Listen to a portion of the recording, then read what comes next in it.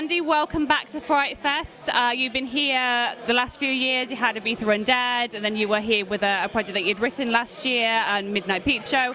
What is it like to not only be back, but to be opening one of the Discovery screens?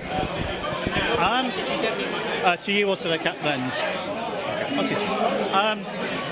Yeah, it's pretty amazing. Opening night is a good slot to be in. I'd hoped this movie would play at FrightFest. Obviously I've got a good relationship with the guys at FrightFest, and they were going to look at everything I'd made. But obviously I had no idea where they'd put it. But to be playing, opening night on a screen that size is pretty incredible. And to Punches, there's not really many examples of a British slasher. Is that what kind of inspired the idea for this? Yeah, that is exactly what inspired it. I was trying to think of a British slasher. I love slasher movies. We don't really have them here. We have a few, but they're quite Americanized and nothing that's taken off. There's no Freddy, there's no Jason, or even a second-tier slasher killer that people know from Britain.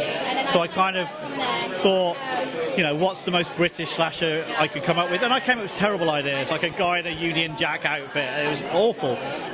But then I'd also always wanted to shoot a film in a British seaside town in winter. I love that kind of melancholy vibe that you get. And I put the two together, and then I was like, okay, it's got to be Mr. Punch. It just makes sense. I checked to see no one had done it. And there's a few killer puppet movies, but there's no killer mask movies with Mr. Punch, so I went and made it.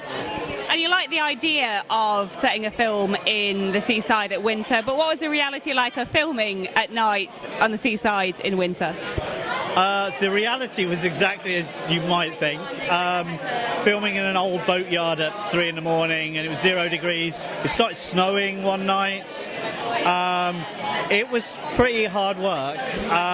Hopefully it will pay off, because the whole film is on location. We shot on piers, in boatyards, on beaches, in amusement arcades. So none of it's a set, none of it's made up. We went there and did it. Some of it was guerrilla, some of it we had permits for. We just went out there and did it, and proper indie filmmaking. And with the film about to play, and I know it's also being released soon, what do you hope that audiences get from this film when they sit down to watch it? Well, hopefully they think finally a proper British slasher movie. And in an ideal world, I'd like it to be a franchise. I'd like to do Punch 2, Punch 3, Punch 4. I've got it all worked out, where it's going to go, what happens to Mr. Punch and these characters. There's something riding on this. Hopefully it will be successful and people will like it, and then we can get to make loads more. I guess we'll see you same time, same place next year then. Well, hopefully Punch 2 will play here. I've also on Sunday showing a teaser trailer for a film that I produced. Hopefully lots more to come. I'm going to let you go and enjoy your premiere. Thank you.